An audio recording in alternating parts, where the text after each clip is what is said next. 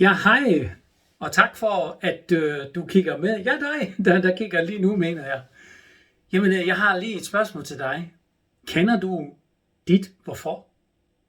Jamen, jeg mener, du kender jo godt sådan nogle situationer, hvor du er virkelig presset. Altså, hvor du kan mærke, at ansvar er stort. Og du ved reelt ikke, hvad der foregår så inde i dig. Du kan mærke, at det her, det føles ikke godt, men du ved ikke hvorfor. Hvad sker der? Og du har egentlig 1000 spørgsmål inde i dig, men du finder ikke svarene. Og du er måske en person, som har lederansvar. Eller du er måske ejerleder, eller afdelingsleder. Du kan også være projektleder. Eller du er ansat som direktør i et selskab.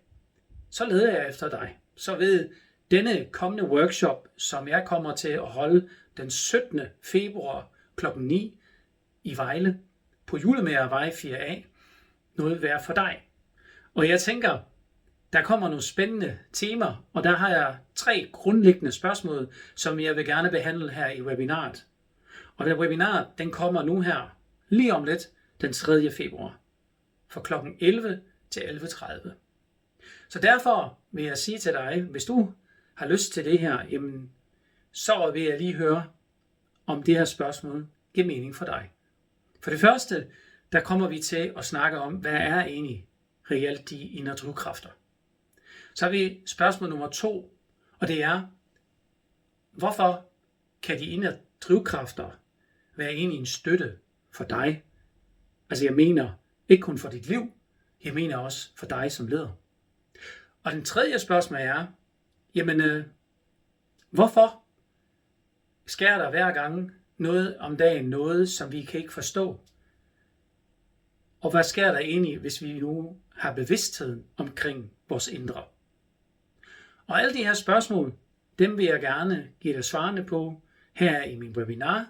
Og som sagt, det er nu her den 3. februar fra 11 til 11.30. Så jeg giver dig kvitterfrit 30 minutter, hvor du kan yderligere få informationer om min næste workshop. Og til sidst vil jeg sige, at workshoppen er begrænset. Der har jeg kun 12 pladser ledige.